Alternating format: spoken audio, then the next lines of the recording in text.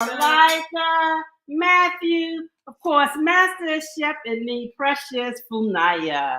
We are so happy, aka Queen Gigi, as my grandson holds. Welcome. We're just going to go ahead and open up with some sound. So get your music instruments together. And while we're doing the musical instruments, when we get ready to do our sacrament, if you want to pull out yourself some wine and crackers and bread or whatever it is that you do to share the sacrament with us, you can get that together. So we're going to have a little sound engagement for a moment, and then we'll move forward, all right? Giovanni is going to give the bells to Hatshepsut. Yay! And he's going to play his bongos. Yay! We ready? All right, let's get it going.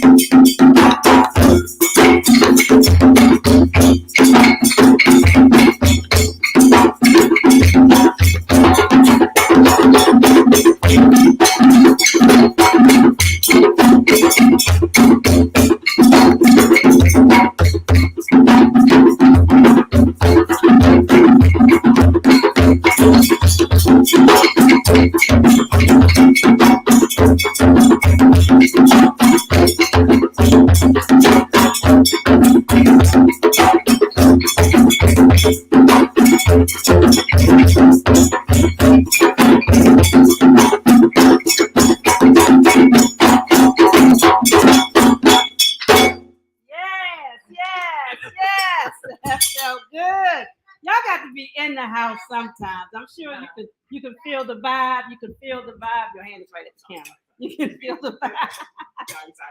Online, but I'm telling y'all, feel free to come on down to 3224 15 32nd Street Southeast. When your person slid over, slid out the camera and slide back over. Okay, all right. We gotta work out when you're the crew and the talent. You do what you can to make it happen. You do what you can to make it happen. All right. Calm down a little bit. Calm down. All right. And to assist with that calming down, we're simply going to take a few deep breaths together. Everyone. Giovanni.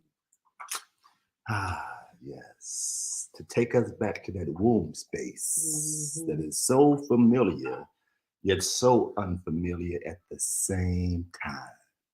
As we are incarnated in this physical body, sometimes we forget, don't remember that womb space, which can be experienced at any given moment, at any given time of being back in the womb. So we facilitate that at this moment in time and place and space by simply taking a few deep breaths. And we begin by breathing in through the nose and breathing out through the mouth.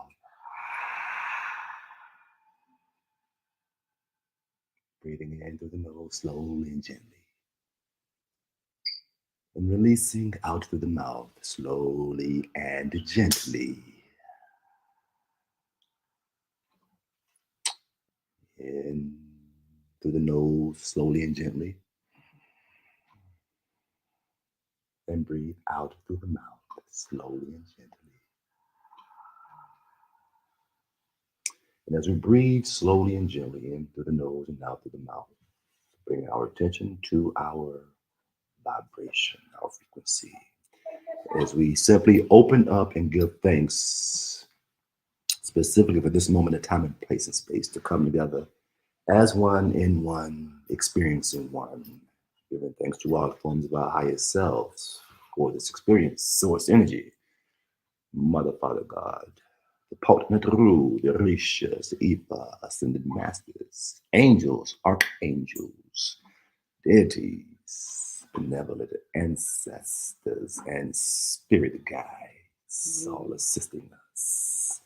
And being as though our ancestors who once had physical form and walked this plane, we give an intentional, special shout out, yes, to the ancestors. And we do that this way in the form of libation, yes, as we enter the water element, the healing, nurturing, Oya, Yamanya, as honor the divine feminine to the earth, reuniting the spirit world and the earth, as water also represents the spirit world. And so as we unite heaven and earth through the symbolic of pouring the water into the earth, we're also uniting our ancestors that walked this earth to integrate their experiences, their knowledge, their expertise, their support. And so as we do this, feel free to call up the names of the ancestors that you may know, as well as those that you resonate with, after which we shall say, Ashe, so it is, so shall it be, that we are open and one with you.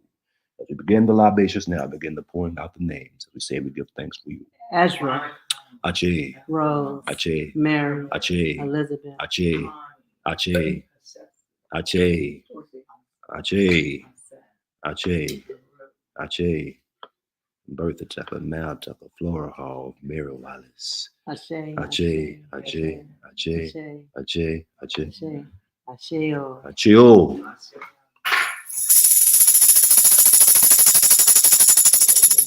Before we do this at the same time, next time they just said, you're a little late on it, but we feel you. We understand that you said you're doing, technically you're doing everything. So, we let some things slide, but, they said, to be more intentional with the vibration. Yes, as we give thanks for your presence. There it is. So it is, so shall it be. Welcome, welcome, welcome. All right. Today's topic is, am I my brother's keeper? And if you look at the scriptures, there's a story of Cain and Abel, where Cain gets really jealous of Abel and he kills Abel. And God comes to Cain and asks Cain, where's your brother? And sarcastically and rather arrogantly, Cain replies, am I my brother's keeper? And so if you take that whole story, it's about who presented a good gift to God. And God did not receive Cain's gift because he didn't give his best gift, but Abel gave his best, and Cain became sad and upset and jealous and killed his brother. I think about us and our journeys, and what we do. And do we kill one another? If so, how do we kill one another? Because we may feel that sometimes helping someone might not be our business, might not be in our space. We may not like someone, we may not care for someone, and so we may choose to ignore them. We may feel like, well, it ain't none of my business. You might be in a position to help somebody, but choose not to for whatever reason. Yesterday, I was out looking for some walking shoes so that I could get up in the mornings and begin to walk. And while I was out, I got lightheaded, faint, and I fell out right in the middle of the sidewalk. And while I was laying there, I was trying to get up, but I was so disoriented, I couldn't bring myself to a place to get up, to return to my feet. And people began walking over me, like literally stepping over me because of where I was in the sidewalk. It was blocking their egress to pass. And so they stepped over me. Others was in the car just driving by, looking at me. And I'm laying in the ground. And some minutes later, there's a vehicle, big truck pulls up. And inside, there's an elderly woman. She had to be about 70 something. And she's in the car with what I assume is her grandson, because he looks like a teenager driving the truck. And she gets out and she's got these great, big, huge elephant trunk legs. And so she is having great difficulty as she walks to me. And she says, allow me to help you up. She extends her hand. I touch her hand, and she doesn't have any strength or might to pick me up. But in touching her hand, I within myself had enough strength to just stand straight up. And I did. And I thanked her. And then after I got up, we embraced. And then another young lady came and handed me a bottle of water. When I was on the ground, I was thinking, man, why am I down here and nobody's helping me? And I wanted to cry, but no tears would come, and I'm sitting there like people are literally stepping over me. And it made me reflect, not too long ago, there was a young lady that came to the home, and I don't particularly care for her energies. And I felt so uncomfortable. I didn't like her in the space. I began yelling, And the yelling was just such a violent release. And when I thought about my situation, I thought, how might that young lady have felt about the way I acted towards her? The young lady, for whatever reason, is not really pleasant towards me and often rude. But that doesn't change who I am, how I should show up. You know, I should still show up as a person on a spiritual journey, trying to help others find their way on a spiritual journey. So as I lay in the ground, I'm thinking about, why am I not being helped?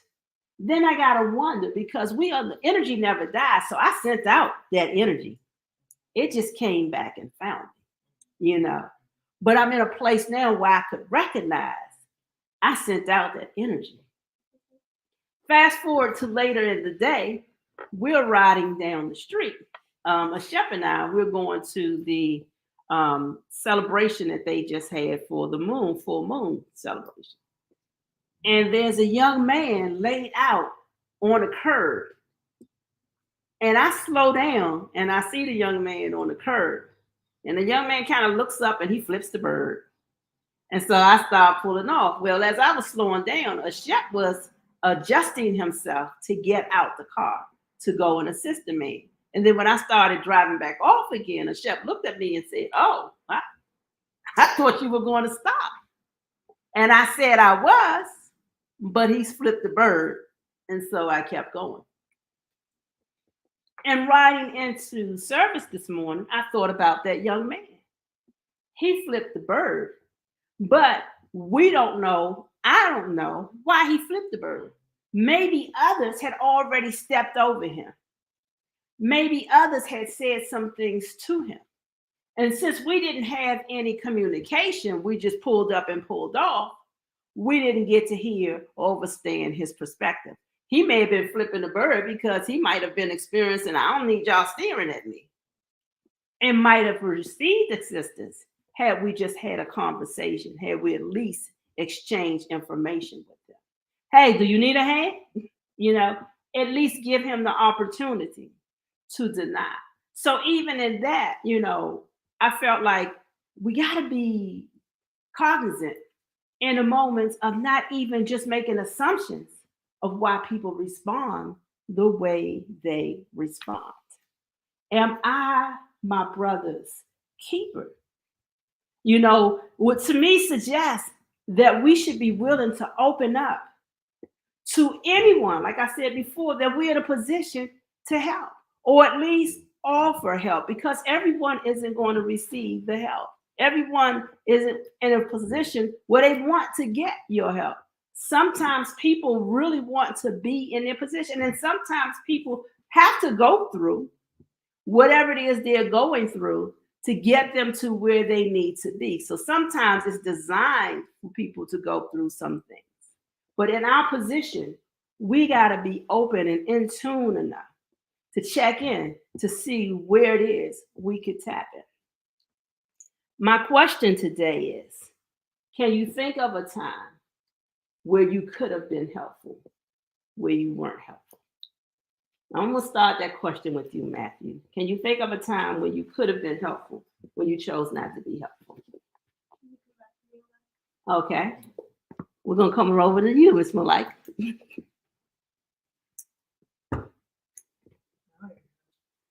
You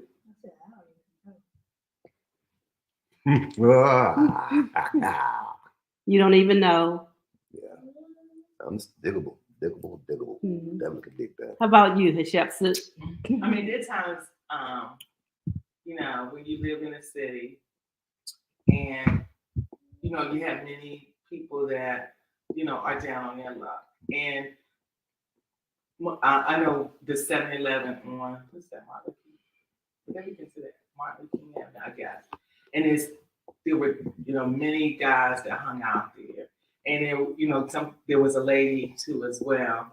And I remember being annoyed, because I was like, when I left Fredericksburg and I came back, I said, okay, and one thing I'm probably going to be faced with is a number of homeless people, And there were times that I did help, but I remember one time, because they just seemed like they were all gathered at the 7-Eleven, almost to the point you couldn't get in the door. Or they would see you pull out, and they'll hold the door for you. Then you start feeling like, okay, are you obligated? So there have been times where I actually went to the store and you could really see that somebody was really going through, and because I allowed that annoyance to carry over, that I actually did, looking back in retrospect. So. Is anyone online? I did have the same thing. Go ahead. Like the other day, I was riding the train into work, and like this guy, he looked. I don't know. I don't want to say messy or whatever. He looked real. Okay, get away from me. I ain't say none of that. But he was walking down towards me and asking everybody if they had money on the train. And I'm like, usually, I don't have money. Like I don't carry cash with us. But I had some left over, and so it was just sitting in my bag. And at first when he asked, I forgot I even had it. So he was like, "Oh, can you get any money? Help me out, please, please, please." And I'm like, "I don't carry cash. Like I don't have any cash." Because at that moment, I completely forgot. Like I didn't know I had it. And then I was like, "Oh shoot, no, I do got a couple dollars." And he just stood there. Then he turned around and looked back at me just as I thought of it. And then I was like, "Oh, I ain't trying to give him no money." Like I don't know what he got going on. But then he walked away and he was like, "Please, please, please." And one lady was digging through her bag and was like, "I guess she really had it." And I was sitting there just like, nah. And then I felt bad after that. I could have just given him $1 or something. I ain't like the way this. I actually do remember. All right. So basically, on my way to school, we always take this like one specific road which leads kind of straight forward to my school, right? And every time I see this homeless man, right, and every time he walked past our car, asked me if money. And one time, I can think of Monday or like a Wednesday, I did have money. But it was in my backpack. I was reading my book. Then I forgot about it. And by the time we drove off, I went to go put my book back in my backpack and on my wall. And I was like, oh my gosh. I did have like $8 in there, and I could have at least given him like 1 or 2. So I felt really bad because I drive past him every day. And that was the only day that I had money actually in my backpack. So there are situations sometimes where, like I said, you have to think through your moments, and then be honest with yourself, in the positions and how we act. I'm gonna ask you the same question, Master Chef. Well, all right. Give thanks for the opportunity to share. So, where my person sits with this is currently, as in this moment, and every moment after this moment, my person looks to operate in that discerning space, in that space of being present enough to be aware of, is this an opportunity to assist, or is this an opportunity for whomever, individual, group, whatever, to experience their own lesson unimpeded? So with that state of being today, as it reflects back, it doesn't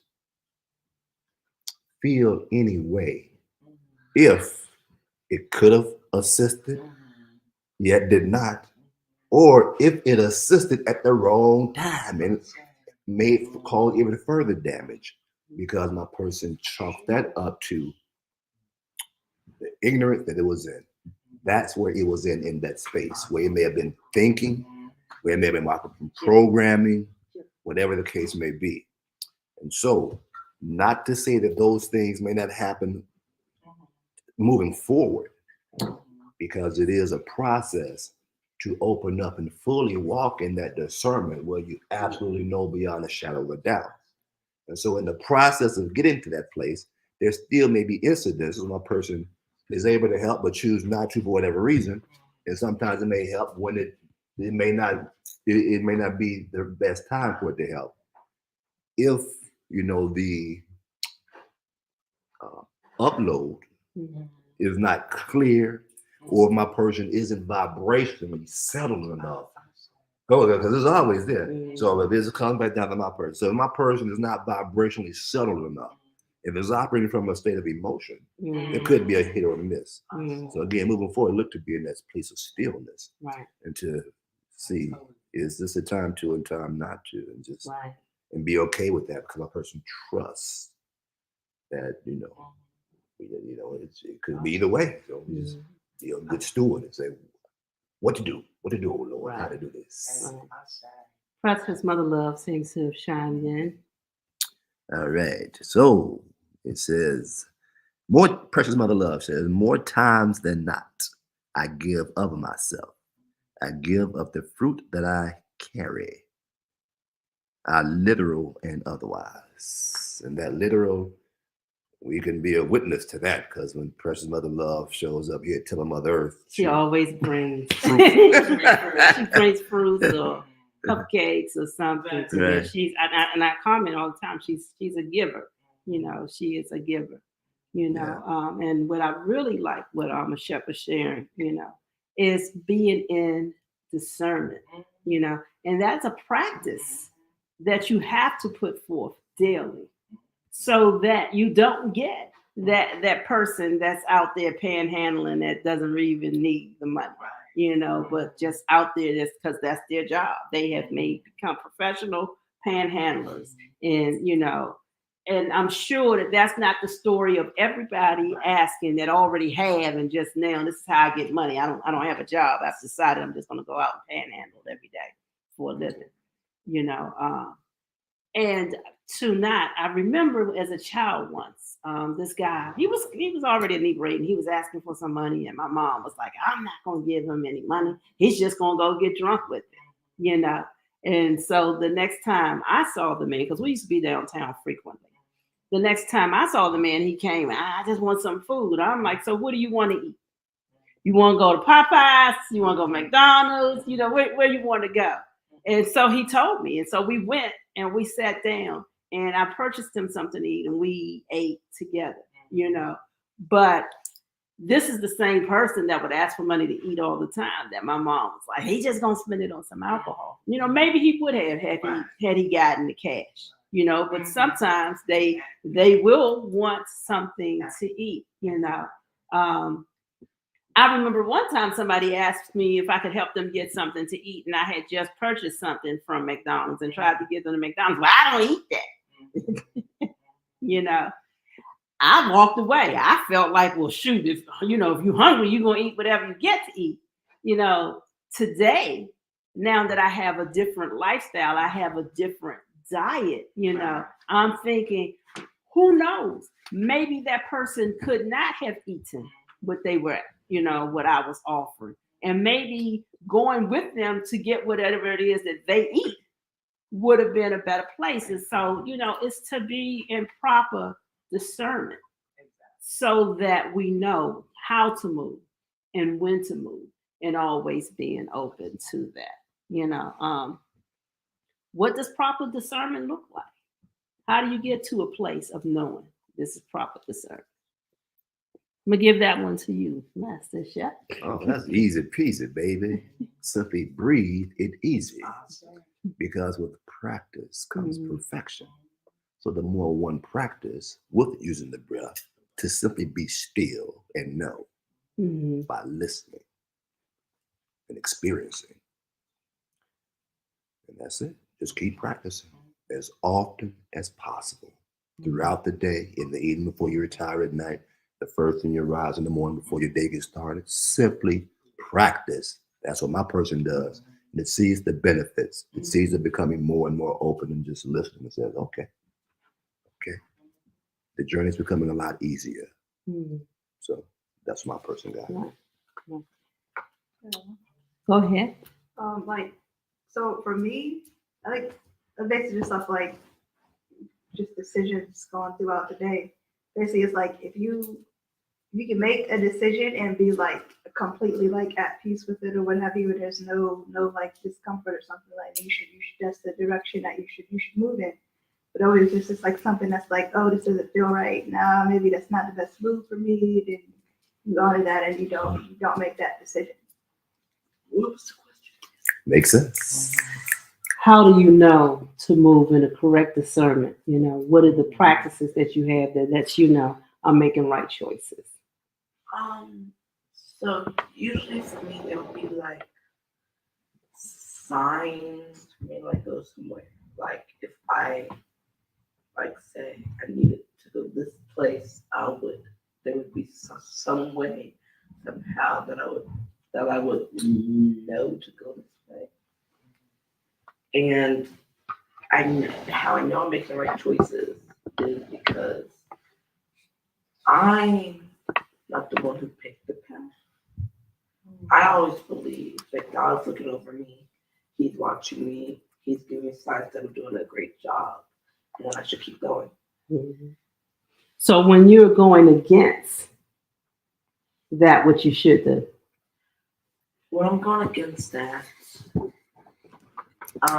there's consequences, obviously. Mm-hmm. And basically, as soon as I get one of those consequences, I figure out what I'm doing wrong and how to get back on the right track that God wants me to be in.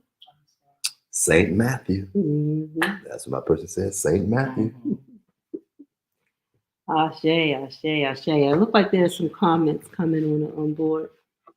No, that wasn't one from earlier. Just the follow up from Precious Mother Love that says, not money, but energy for her to giving up herself. Mm-hmm. Right.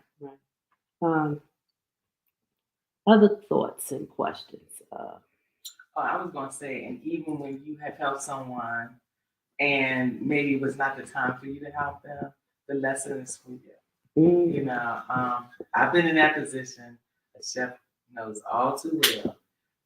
And I had to learn a lesson. It was not pleasant. Mm-hmm. And I was going to do everything in the natural to try to recoup what was lost. But I'm very thankful for who is now our ancestor, Baba Dio, when he just said to me, let it go. And it was and I even said to him, I said, I love you and all, but I can't do that, because it was still that low vibration. You want justice, and it had to and I had to go through that and all the emotional drama with that until a point that I said, yeah. And he wasn't, I got a reading. Lady said the same thing, and she didn't even know what the situation was till after the reading, and I told her. And then a couple of years ago, I said, yeah, hey, let this go. And then the person resurfaced last year. So, the emotions, a lot of emotions came back. And someone said, actually, a chef was one of them, but someone else said the same thing. If you're pursuing now that she resurfaced, is going to be a dis-ease and a disharmony. Continue to let it go. So on January 1st, I deleted every contact that the person did, and I said, and her number, and I said, I have let this go. But that was the lesson. Like, right. Yeah, she asked for your help, but you weren't supposed to do it. But the lesson is for you. So you'll be a little more discerning, won't you? As Chef said, yes, Most High ancestors, I sure will. So. Awesome. What's that? You speak up. You got to speak up so the mic can pick you up.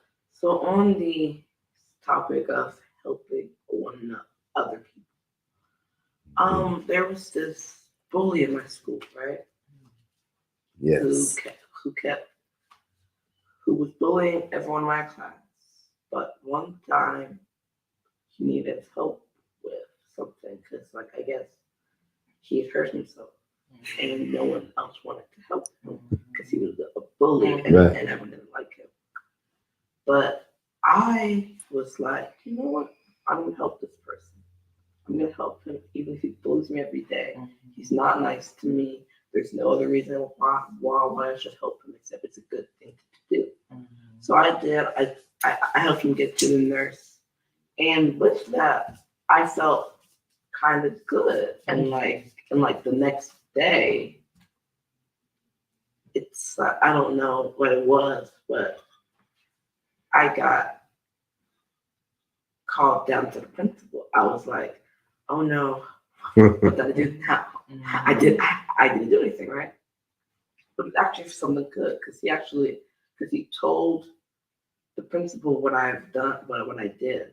And she was so thankful of me, because he had like sprained his like ankle or something, so he couldn't walk, and no one else helped him. So he had to get rushed to the doctor's hospital or whatever. And the next day, he came back with a cast. And I got called on the principal. The principal said, "You help this man, this boy, even if he bullies you every day, he's not nice to you, he's mean to you, but you helped him anyway." And that was a real nice thing to do. And in that moment, I felt like I did something right, even if he's done so much wrong to me. Yeah. And it made me feel happy. Good job. Good job. St. Matthew. St. Matthew. Jay. Got a teacher brother over here. Tears of joy. That's good. It doesn't take a lot. And sometimes it does take a lot, you know. Yes and no. You know, but the rewards isn't necessarily for the person that you reach out to as much as it could be for yourself. You know, your own lessons. I'm saying, since I've been on this journey, it's like as soon as I'm introduced to something that will take me to a higher realm, it's instantly something happens to test me, you know, to see if I have received the message and now can I put it into play. You know, it's one thing to be on the sidelines and you get the gameplay, you know, go in, fake left, pass the ball down the center and run on up into the touchdown. It's a whole nother thing to put that game in play when you get on field. You know, you got all of the game, you got all of the rules, you got all of the moves. Well, now are you going to apply them? You know, now are you going to carry them out? You know, what are some reminders that we could do for ourselves to put us back into position of getting that win? You know, more recently, I was looking at like the history comes up on Facebook sometimes, you know, and in my history, I was going through something and I was feeling down, you know, and I was questioning spirit. You know, why am I in this position? What am I supposed to get from this? Whatever. And then this thing just popped up on the Facebook memory that said, remember, whatever it is that you've already, no matter what you're going through right now, remember that you have already come through so much, you know. So for me, when I'm feeling overwhelmed, you know, in this season, I start to think about what it is that I have already gotten through, you know, what has already carried me to this point. Because if I sit and focus on what's not right now, I'm going to continue to recreate what's not right now. But if I start thinking about what's the different results that I want, you know, and if I recall those things that I've already come through, it's like those are supporters, you know. So for me, it's reflecting on what I've already gone through to encourage me to get through what I am right now, you know. What are some thoughts? What are some things that you wanted to respond to what Matthew said. He actually showed the I am my brother's keeper. You know, it's he had no regard for the fact that, you know, this young man was bullying people and himself, and he saw a brother, you know, and this brother needed help. You know, and we joke about that line, you know, that's that famous line from New Jack City, you know, right. I'm my brother's keeper. And even though they were each other's keeper, maybe in a not so great business, but they understood that, you know, and when they stepped out of, when Nino felt like they had stepped out of line of that, he came back and reminded him. He said, yes, you all are all your brother's keeper. And I feel like that about our people, you know, that I would love to see us go back to traditions that, you know, that we were accustomed to. Like we've seen, like we just got so to, I don't want to say Europeanized, but Commercialized. Yes, you know, just like, you know, I was sharing with some friends that, my friend, when he met my family, he came with gifts. Now, at first, I'm thinking that's kind of like is that a faith thing or what he's into? He said, no, that's me. And when I talked to an elder woman, wise woman, Queen Mother, and she reminded me, she said, but that's what we did.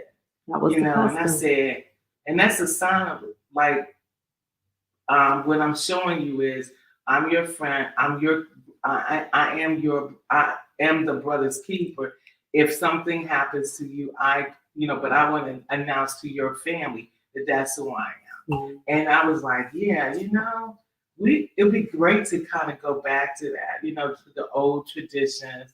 And I'm a very firm believer of respecting and honoring elders. Mm-hmm. And I tell my bonus niece, you know, she's turning 18 and next month. She graduated from high school last couple of weeks ago.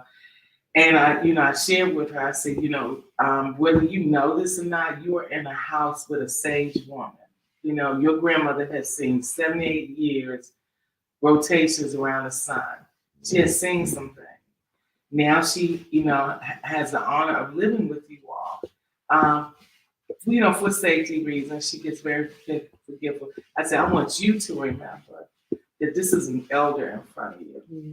And there are times she gets a little annoyed with her grandma. And I get it. You're 18. She's 60 years older than you. But you know, really watch that, like reflect. Mm-hmm. Reflect on that and say, wait a minute. Am I being pleasant to my grand? I mean, I even had her at one point kneeling to her grandmother. And she's like, how many days do I need to do this? You know? So I'm not trying to get away from the I'm not brother's keeper, mm-hmm. but for her, she is the reason why you are here. Mm-hmm. It started with her and your grandfather. So just getting back to those old traditions. And I will say she is actually getting much better about that, you know. So like, I ain't saying nothing wrong. You know, you doing well. Right. Just getting back to those traditions. Mm-hmm. To be our brother's keeper, mm-hmm. our sister's keeper. Yeah, sometimes what's needed is somebody to lead the way. Mm-hmm. Mm-hmm. So it sounds like that may be your charge to be the example, and let the world follow. Mm-hmm.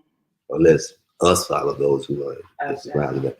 And also speaking about Queen Mother, mm-hmm. Just give a shout out to his peace and love.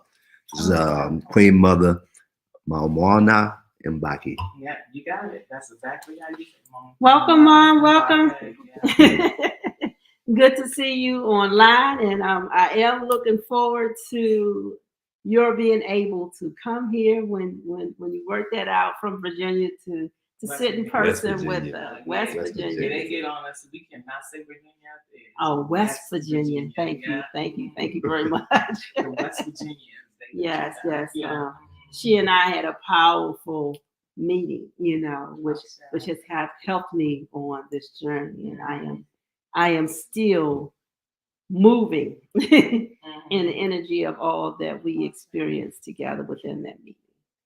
You know, did you have a comment, Matthew? No. Giovanni, what's happening? Hey, Giovanni.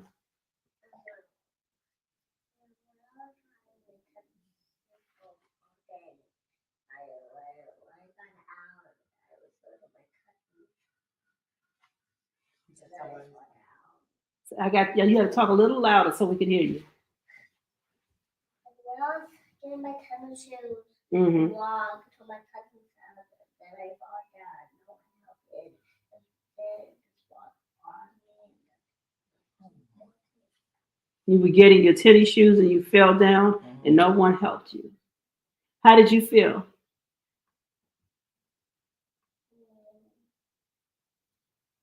You felt a little sad? So what are you going to do if somebody falls down? You will help them because you don't want them to feel sad. Good job. Sounds good. Good man. Good man.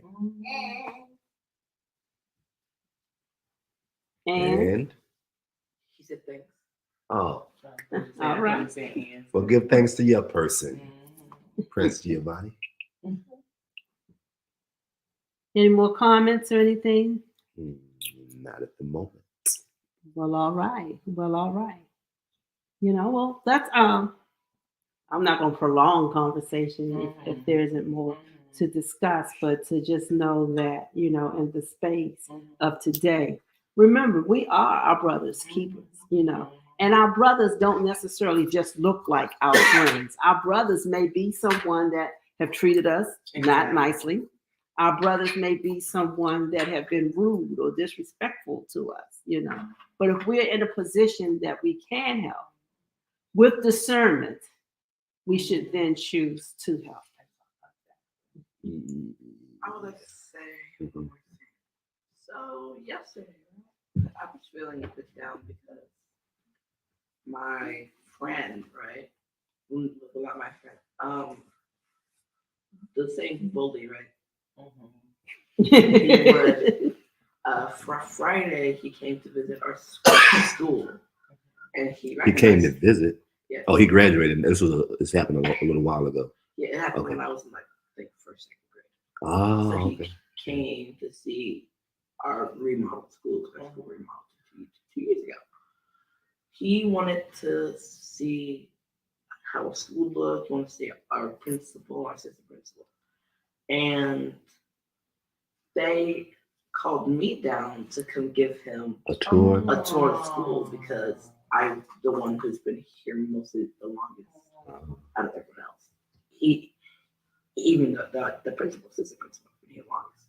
So I was like, and it's like, I didn't want to be rude to them and be like, I don't want to pull this guy around because I don't like him and he don't like me. But as we were walking around, I had really figured that he changed. And he still remembered my name. He asked why I cut my hair. I told him, and he was like, I liked it better with the locks. And I was like, oh, but you always made fun of my locks. And he was like, yeah, but now that they're gone, now I miss them. Right. And I was like, because I was the first second grade, I didn't think he could change. But I guess when he was moved to another school, because he almost broke the girl's leg, and he got moved to a boarding school. I didn't think he could change, but when he came back, he actually did. And I was like, are you sure you're the same person? And so he broke the girl's leg after he almost broke the girl's leg. He like sprained her leg. This was after he sprained his ankle? After he sprained her ankle. No, when he sprained his ankle, the story that you told us before. This happened when he sprained his foot. Yeah. That was before. Okay. And then I guess there's something going on with him because I guess one of his friends no longer wanted to be his friend, so he got mad, and then he took it out on that girl. This was after he. Yeah, this was like a couple of weeks after he sprained his foot. Yeah. So and then I guess he got expelled from my school, and his mom sent him to a boarding school. So then. And he was telling me about himself, about his school, and it's like just Wednesday, he had lost someone dear to him, like he had lost his great grandfather, and I know that feeling because just a couple of years ago, I had lost my great grandmother, and then like a couple of years ago, before that, I had lost my godmother. So I was losing people left and right, and then just a couple months ago, I lost my other grandfather. So I felt so sad about that I could imagine what he was going through. It was only 2 days ago that he had lost that person. and he was supposed to go, and the funeral was that day, but he decided to skip the funeral to come see our school. And I was like, he could have gone to that funeral and not come back here. He did it. He came here. Because he was, I guess, wanted to apologize to me for bullying me all those years ago. So he came, right? And I felt so sad for him, which I've never felt because he was always mean to me. But in that moment, I was very sympathetic for him. And I said, sorry for your loss. He said, thank you. And then I guess one of my friends told him about my grandfather passing, and he said the same thing to me. And he was never nice to me except for that day. So I was like, I didn't know how to respond to that. And so all I said was, thank you. And I guess he was trying to make his wrongs right. And I was just like, is this the same person as before? Right. And so that's a good lesson, Matthew. And that, you know, for all of us, it's like sometimes people have done things and they have grown, they moved on. And we're still holding in that space. You know, we're not allowing people to mature. We're not allowing people to grow and become better because we are trying to hold them in a space of whatever they did that hurt us yesteryear. Well, you hurt me, you did this, and so I'm still mad at you, you know.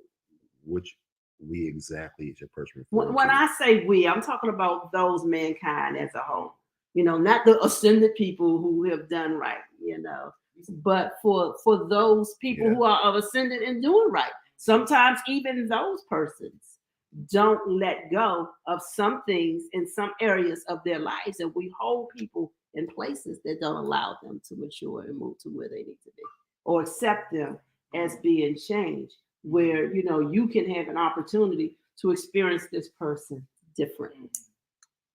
Just to offer a suggestion on the phrasing, you know, a lot of people hold people to their past. When they do that, that keeps them moving forward, which is one of the reasons why we have these some of the discussions, is so that we can remind ourselves how to be the example for holding somebody in a higher light. So this is how you state what is going on in the world, generally speaking, and how a lot we're of people instead of saying we. And more, and just as important, what's going on, what we are doing with that, how we are making the difference with that. This is a more holistic way of communicating my personal feelings. So I can share that. All right. Thank you. Right I see that. Right. Yes. I know, like, I remember when Oprah was having her farewell shows, because she ended in 2010, I think. And so she brought back people that had been on her show like for like years, just kind of see.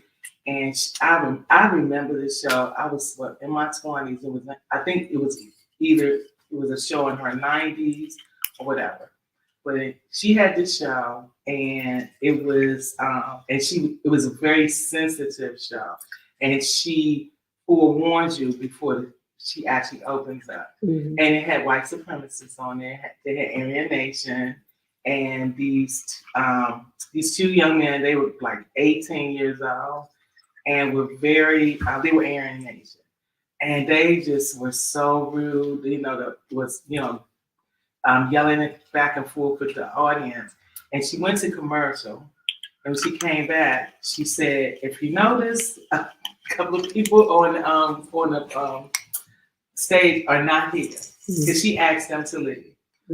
So this is like in the 80s, 90s. Let's fast forward to 2010, and she brought back memorable people, and she had a show where one of those guys came back. He was now probably like in his 50s, whatever.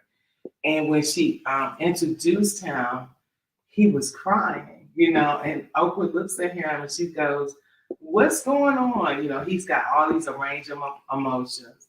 And he came on that show to apologize to her of the 18-year-old young man that he was back in the 30 years ago. And she asked him, you know, what had changed, and he said, well, you know, I got in trouble, you know, and he had spent some time in prison, and he met some melanated men, and he realized that at the end of the day, people were people, you know, and he learned a lot from them. And Oprah said, and you called my show, because she was shocked to hear from him, and he told the audience, he said, yeah, I wanted, because we don't know what happened to the other guy. But and that I thought, of all the shows that I've seen during that time when she was saying goodbye, that was the most memorable. I mean, I don't think it was a dry eye in that audience. And so when you said people can't, you know, I've had encounters with people, and then you're like, yeah, that's just who they are. You know, we really. And what I used to tell those guys at the jail, I said, you know, when they would call the women in their lives, you know, hoes or whatever, I said, well, why don't you call them what you would like for them to be, you know, because that's how you see them, but that can be beyond them. Mhm. So it's the same thing when I've had encounters with people, and then Matthew, I had a bully when I was in school too. Her name was Sarah. And one day I was at church. I used to go to this church up there on Coral Hills, Maryland. And we were in revival. And who walks in that church but Sarah? I mean, she still looked the same, facial wise. We were just in our 20s at that point. And Sarah did not look good. And so she sat down. I didn't really talk to her until after the service. And I went to her and I asked her, did she remember me? And she looked at me and she said, I wasn't very nice to you in elementary school. I said, no, you weren't. And she apologized, but Sarah had, this was during the crack epidemic, and she was really struggling, but she was getting help. And she's like, well, my first thing is to come to, where else can I get help from with the church? But it was really interesting. I'm like, wow, and for me not to judge her, I hugged her. And I said, look, I'm going to pray that you pull it together, and what have you. It's interesting seeing, and for her to say that. So people, yes, when you start reflecting, and then when they start reflecting, they can change. Mm-hmm. Yeah, and just to add a couple of theories. One is that people do change. Because nothing stays change. Right. The only cousin is change. So it just, sometimes we may judge the change that they're making, whether it's beneficial or non-beneficial, and that's okay. Right. What's more important if it's beneficial or non-beneficial for them. That's just one, because people change.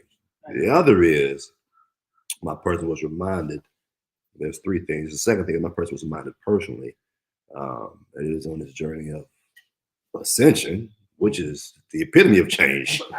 Change, you're changing it. Everything to something else intentionally to be in something. Anywho. And so in order for my person to effortlessly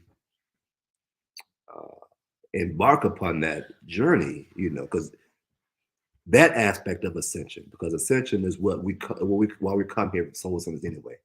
Throughout the strong, Monday through Saturday, every day for us, it really is about ascension because it's about becoming better than we were the breath before. The breath before. So we're all ascending. My person just specifically says it because it's saying it. The type it looks into is to add it, including taking the physical body to also. But so with that, because that is desire, my person has to be open, hold space for others to change. Because in the process of holding space, no matter what it looks like with these two eyes, my person is required, I was just giving orders now, to always hold space for the change, because you're holding space for your own change. And the third thing for St. Matthew is that it's possible that your person not only is holding space, and didn't know if it was holding space, it actually assisted with the change. Because sometimes when we do things like when you help them, no one else will help the bully. And even though he did something else after that, but soon after that, that got him taken out of there. So it was like before he did that thing that got him out of here, your person showed him a different light. You know, your person showed him a sign that's like, hey, you know, there are good people out here. You can be one of them if you want to, you know, or, you know, this is what it's like to help somebody. So your person planted that seed and would like to help somebody, even though he didn't get it right there, you know, but of course he told the principal, something came because he told the principal, called you down. And even though he was triggered, did something else after that, once he came back, what you did, it may have been enough because he actually came on the day of the funeral. So instead of being with the one who left here, he came to be with one who is still here to make that connection on the spiritual day. It was a spiritual day for that funeral. So he chose to connect with your person on that day.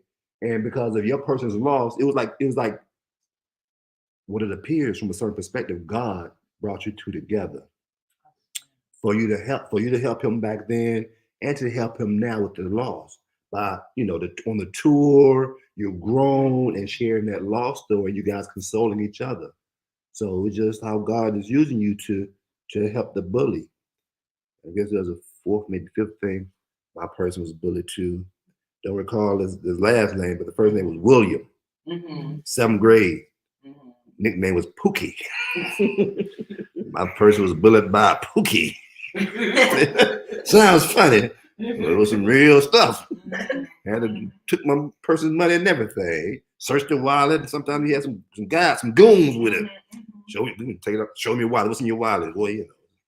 Until moms had to come down to the school and talk to his mom with the principal. So that's how we settled that. That was mine too. Mine had like 2 or 3 people behind. Right. And they were like, and his nickname was Gunther because that was his last name. So everyone called him by his last name. Oh yeah. And he had like a couple people always behind him who were like just the nice with black glasses on. Yeah, well, he was serious about it, you know. But that's if you go do it, be the best you can be. Do it good if you go do it, you know. Whatever it is gonna be. If you're a bully, be the best bully. You think the principal knew that? You think the principal maybe knew any of this? I don't think. So I mean, well, yes, I think she did because there was like my whole class and everyone in 1st and 2nd grade kept telling her about him. So maybe the principal knew that he had changed and wanted to give him a chance to mend their ways. Right. I mean, the school that they go into, I'm pretty certain that they're much older than when they were real small now. And so if his parents are looking to put him back in the school, you know, it's about, okay, we're going to put you in the environment and see how you do in the environment. So that was a test. You know, that so, young man to show himself, right, proving that he has reformed himself or changed. Right. Mm-hmm. You know, so it's just on many levels, you know, and you being the catalyst of change, you know, because once you make that decision, I'm not going to play the game the way you've been playing it. I'm going to raise the vibration. You know, that's our abilities. If we raise our vibration, then we can raise the vibration of those and all us around us, you know. But see, then there's those who don't know this is how you change it. So now we know that and we begin to change. But I thought of that when you said that. It's like, you know, before I didn't know that I could just change it like that. Because, you know, I knew of people that were either depressed or they would always be mad about something or they'd hold a grudge. That to me is like a learned behavior. If you're around people who just let it roll off their back, just keep moving, keep pushing through, whatever you say, whatever, as an example to show you, there are some people handle things differently. This is how other people, they don't stay stuck on it or stuck on stupid. They move past it and they're able to, you know, not let it sit with them so long that becomes their mood or their personality, you know. Mostly because I'm studying that right now. Letting it go. Right. Right. I Right. share. Right. It's like the more you focus on something, the more you give energy to it, Exactly. and the greater it becomes. So something that could have been a little nuance becomes a major problem because you have thought that thing and created that thing and put so much energy in that thing and thought about that thing. You know, there. How many times have you been joking with friends and they say something and it's a joke and jest, and you laugh maybe even when it happens, and then you start thinking about it. Did they say? Oh, why they say that? Right, exactly. Oh, really? Oh, that's what they think. Oh, well, forget them. And the next thing you know what so and so said. Now you done called a person and told them that, and you done blew this thing up. And then they give you something back because you bringing that energy, and they feed that energy with you. And now this person that y'all had a moment where you were joking and laughing, now you at war. You know, you calling this person, keep my name out your mouth, all this dumb stuff on the phone. Right, exactly. You know, what was a little something. You know, person calls that doing the Will Smith. Oh, I like that. Will Smith. Keep Oh, my name out your mouth. He was laughing at first, and then I was saying, Yeah, that's good. it was funny until it wasn't funny. Right. And it was actually funny. you know, the energy of that. Exactly. Any more comments online that we want to look at? Not as of yet. All right. Not at the moment. Well, we're going to move to the space of integration. Yes, and the announcements, if there are any, please share plenty. Well, we have another gateway coming up on the 18th of June, which is our integration usually, but on the new moon. It will be on Zoom. Okay. And there'll be flyers posted with the specifics again. All right. You know, you're always welcome to go on comments and attach flyers and stuff like that for anything so that others can experience them. Oh, yes, you have some groups coming. I Actually- haven't forecasted the date, but. Not yet. I'm waiting to the Most High tell me to do it. Oh, okay. I'm finishing up my He's gonna serve them. Grab one, Malika. Okay, that's right. So you're in the process now Gracias. of what do you call that? Ancestors. Incubating. You have an incubation project you're working on right now. With your cousin. Yeah, I guess you In the professional sense, you have your pilot program basically. Okay. All right. So one love, everyone. Indeed. One love, Hold on, one. hold on a second. Pour some water in the cup. Want to mix it down or just straight water? You know, in France, they start young. They do. Yeah. We're not in France. And down south. Yeah. Yeah. It's an experience. Everybody gets the little nip, and you know, it's half a shot. But if it's what's that stuff they used to put? It's the grape wine, grape juice. Oh, yeah. See, and that's got a kick and some percentage to it. Funny story. Growing up down south, we used to use Mad Dog 2020. Get out of Grape here. Jubilee. Are you serious? Yeah. Wow. It's called Grape Jubilee. Yeah, it was a little Mad Dog. I 'Cause, remember that. growing up in catechism class, my person was an altar boy. Right. And so part of our duties at a certain point was to assist with the communion. Right. So then we'd take it back there in the refrigerator. So we see what's happening back there. Maybe taste a little bit. So. Right. So Matthew did the same thing. He's our altar person today. That's right. Yeah. I was also at my church, but like I always wanted to go and get the stuff, but I always wanted to go take one of the pieces of the bread and just try it. Yeah. Yeah. Wow. That was an experience. All right. We integrated everything. Stories, nostalgia, experiences, information, vibration, the whole kit and caboodle. Through this communion of the all, we integrate all there is. We say right on, amen, and ache.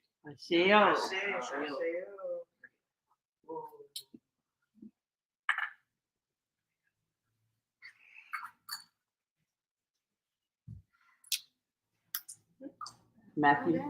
Yeah, Collect. so- Yeah, so just an FYI, we will be going back to the, so we're throwing names out here. It seemed okay. It was a Callaway brand, but we're going back to the sweet bread from the Sutter Home. That's the end of this bottle. We're going back to the sweet bread. FYI. Yeah, thank God for small faith. All right, so we're gonna do what we do and have ourselves a little sound vibration End it off. to close out. Okay, hold Where's on. that bell? Yes, before we do close out, Queen Mother also has a statement. All right. She says, he's in love with this. He's in love. This was a wonderful subject matter. I did not chime in. I've been in so many meetings already today, but may the blessings of everything that is good, restful, on the Bible with all of us change is always nothing stays the same, neither us. Ashe. All right, there it is. Give thanks at the integration time.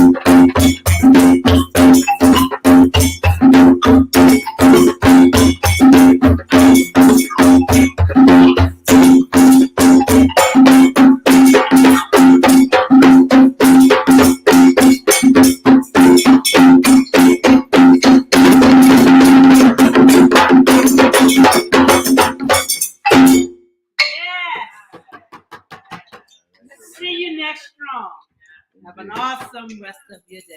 And until we commune again and call upon our higher powers in such a way, we close this portal, bid you a day, stay right on.